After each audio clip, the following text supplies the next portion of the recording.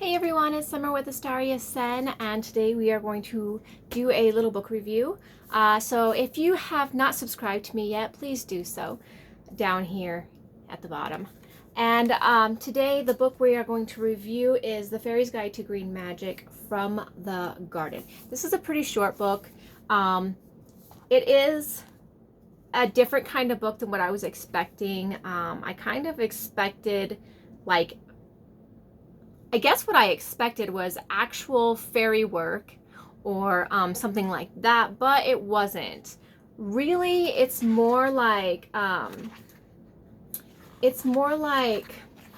talks about like what a fairy is, and it talks about green gardening because this is very garden based, and it does talk about like the garden, garden therapy or garden medicine.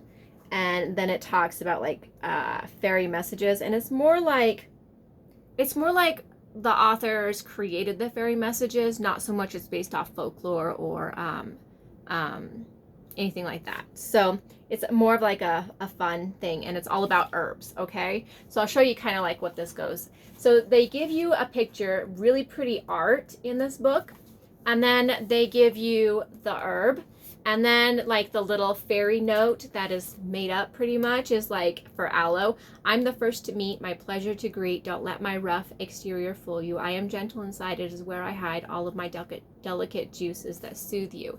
And it's supposed to be basically like the fairy message, but it's like little poems and stuff like that about the plant that makes you feel like the fairies are talking to you through the plants, which is really enchanting and really cute and really sweet, and I really enjoy it. But the quality of the actual information on the herbs is really good.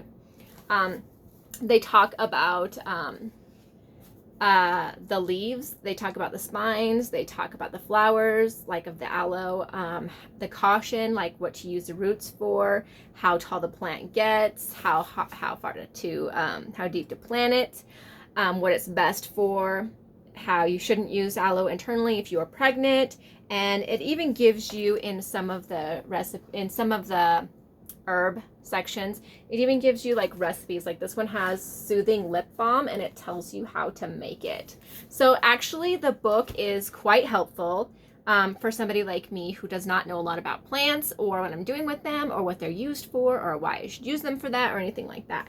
So I really love this book for that aspect, and I also love the fact that it's very related because it really puts an enchanting spin on gardens and plants for me that I'm really grateful for, honestly. So if you're into gardening and you're into fairies and you want something just fun, cute, and also inspirational and quality information about plants with really cool artwork, feel free to pick this book up. It is really enchanting. It's really special. The artwork is colorful. It's amazing. It's inspiring.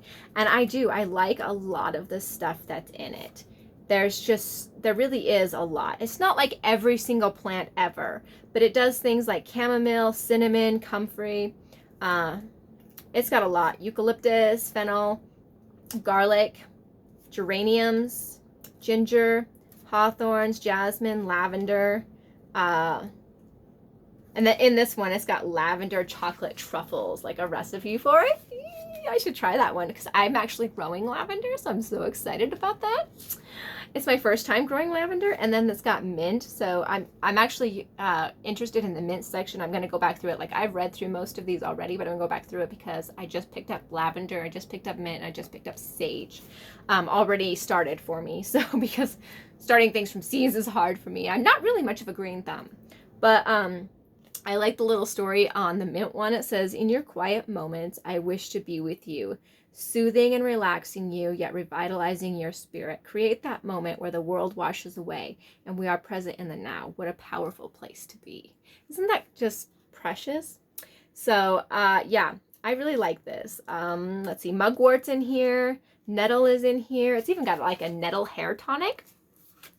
Could be interesting to try, right?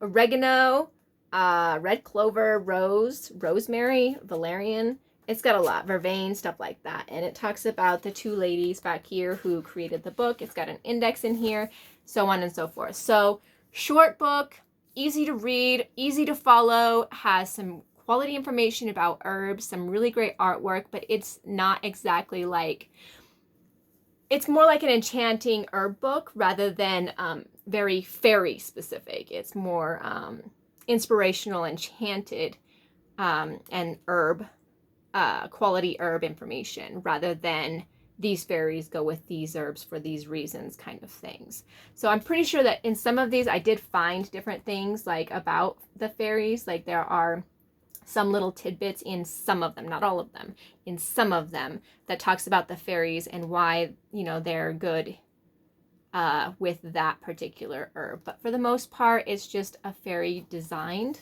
for the herb, like that, the artwork. Look at that. Isn't that gorgeous? So yeah, I will leave it off with that. This was a pretty cool book, pretty cute book. I'm really glad I picked it up and was able to get it. And it is something that I'm definitely going to be referencing back and forth on. So thank you guys so much for watching, and I hope you have a very great day.